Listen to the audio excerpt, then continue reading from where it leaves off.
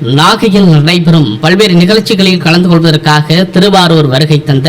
கழக பொதுச் செயலாளர் எடப்பாடி பழனிசாமி அவர்களுக்கு ஆயிரக்கணக்கான தொண்டர்கள் மலர் தூவி உற்சாக வரவேற்பு அளித்தனர்.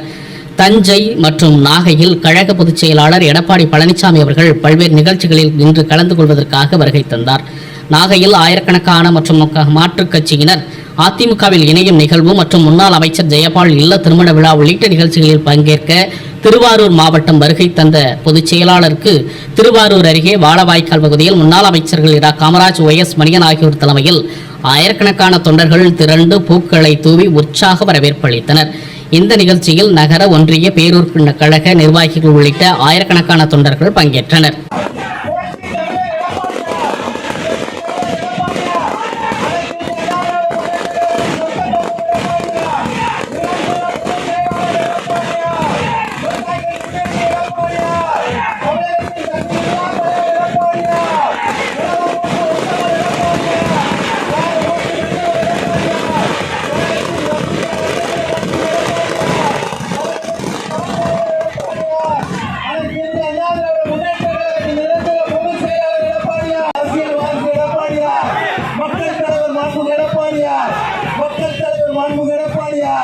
மக்கள் முதல்வர் எடப்பாடியார், விவசாயிகளின் பாதுகாவலர் எடப்பாடியார், மீனவர்களின் பாதுகாவலர் எடப்பாடியார், மாணவர்களின் பாதுகாவலர் எடப்பாடியார், தாய்க்கு தங்கமணிக்கு தலைவர் எடப்பாடியார், தமிழகத்தின் பாதுகாவலர் எடப்பாடியார்,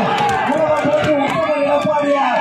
ஏழை மக்களின் அவன் எடப்பாடியார், தமிழகத்தின் எட்டு கோட்டை எடப்பாடியார், அனைத்து இந்திய அண்ணா திராவிட முன்னேற்ற கழகத்தின் நிரந்தர பொதுச் செயலாளர் எடப்பாடியார், தமிழகத்தின் பாதுகாவலர் எடப்பாடியார்,